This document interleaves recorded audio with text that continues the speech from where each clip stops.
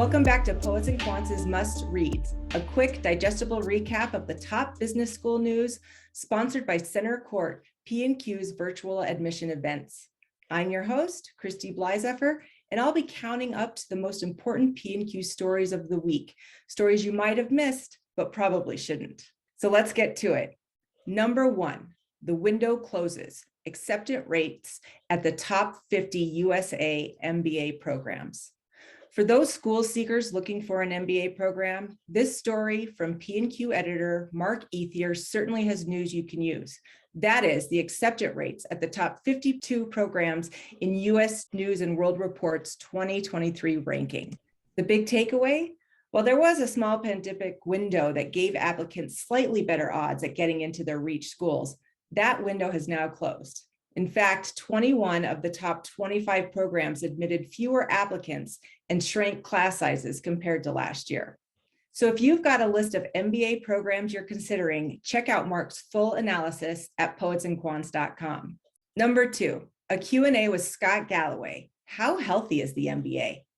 Speaking of admission rates, I was able to snag NYU Stern's rockstar marketing professor, serial entrepreneur, podcast host, and media guru Scott Galloway for his candid assessment of the MBA, business education, and those crazy high tuition prices. And he's got some thoughts on which MBA programs will thrive in the new post-pandemic normal and which programs likely won't. And he doesn't miss words. He also tells us what he got wrong about the pandemic and B School's response. You can read the full conversation now on our homepage. Number 3, application components more important than GRE or GPA scores. For MBA candidates sweating those less than stellar test scores, this story from P&Q contributor Greg Yang has practical advice to beef up your application in other ways. That is through engaging essays, insightful interviews, and strong recommendations. Yang shares other advice from former admission counselors and directors from schools like Wharton and Harvard, as well as leading MBA consultants in the admissions biz. A small hint, when it comes to volunteering, it's better to go deep than to go wide. Find Greg's full story on our homepage or find scores of other great advice on our admissions tab. For our last must-read story of the week, we're hopping over to our sister site, Poets and Quants for Undergrads. On Tuesday, we released our annual list of the top 50 undergraduate professors of 2021. We received more nominations than ever, with 1,195 students, alumni, colleagues, and school deans taking the time to put into words what their outstanding professors mean to them. Nominations came from more than 50 of the best undergraduate business programs, including schools in Hong Kong, Singapore, and Canada. Remember, lest you decide that these undergraduate professors mean nothing to you, many of these folks teach MBA classes as well.